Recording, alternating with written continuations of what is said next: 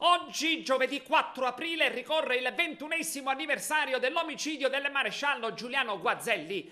Una messa è stata celebrata ad Agrigento nella chiesa di San Calogero da Don Salvatore Falzone.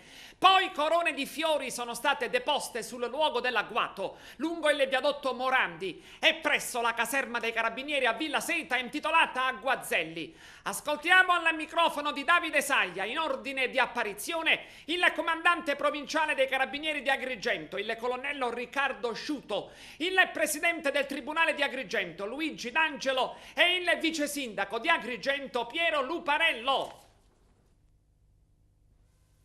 Com'è cambiata la lotta alla mafia sul territorio di Agrigento? Ma credo che gli ultimi 20 anni abbiano costituito un grosso passo avanti, non soltanto per il contributo che i collaboratori di giustizia hanno dato, ma per una nuova coscienza anche sociale. Credo che non ci potrà essere cambiamento finché dal punto di vista culturale la società non cambierà e non maturerà ulteriormente, ma credo che ci siano i semi, sono stati, come dire,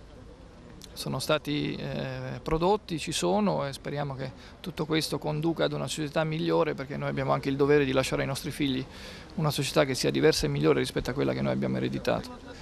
Presidente D'Angelo, a 20 anni dalla scomparsa di Guazelli, Agrigento ricorda la vittima della mafia, ma adesso cosa è rimasto di questa lotta? Moltissimo. Noi continuiamo, noi e coloro che lo operano per la giustizia hanno in quegli anni acquisito un patrimonio di conoscenze, di intelligenze e di risultati che sono ancora estremamente attuali.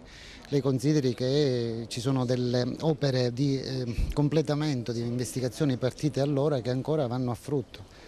Il fenomeno più eclatante è quello delle misure di prevenzione patrimoniali, confische di enormi patrimoni operati ancor prima che in altre province siciliane, proprio nel territorio di Agrigento, partivano da spunti investigativi e da relazioni che fotografavano la conoscenza al territorio operate dagli investigatori di grandissimo livello qual era il maresciallo Guazelli.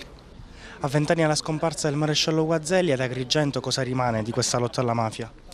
Ma rimane sicuramente il ricordo di un uomo che con il suo lavoro, la sua dedizione a una battaglia che si pensava essere immane è riuscito con il suo lavoro a raggiungere risultati che oggi, di cui oggi un po' ne godiamo, perché la mafia di un tempo, diciamo, che è stata cancellata dai risultati ottenuti grazie ai lavori dei tanti Guazelli, di tante persone che hanno pagato anche con la vita un